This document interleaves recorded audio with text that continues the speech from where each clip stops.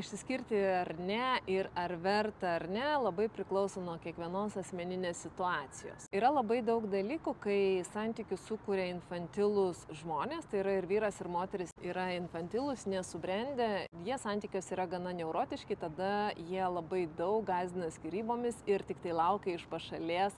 patarimo, ar dabar verta skirtis, ar dabar galiu skirtis, o dabar galiu skirtis ir panašiai. Tai yra tikrai ne ta priežastis, kada verta skirtis, tada santykiuose labai verta augti, bręsti ir atsisukti į save. Kada tikrai verta skirtis, kai jūs suprantat, kad papuolėte į tikrai smurtaujančius santykius, kai kyla pavojus jūsų sveikatai, kyla pavojus vaikų sveikatai,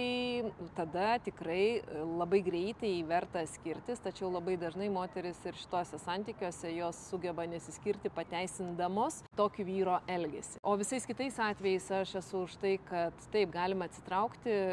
tačiau labai verta visada pagalvoti, o kaip aš sukūriau tokius santykius, dėl ko aš dar esu šituose santykiuose, dėl ko aš abejoju skirtis ar nesiskirti ir koks yra mano indėlis. Nes kai mes užaugam ir prisiemam atsakomybę, mūsų kiekvieno indėlis į santykius yra labai didelis, nes pirmiausia tai buvo mūsų pasirinkimas ir atsakomybė eiti į tuos santykius, nepaisant buvusių visų raudonų vėliavų ir kitokių pranešimų, kokie tie santykiai gali būti.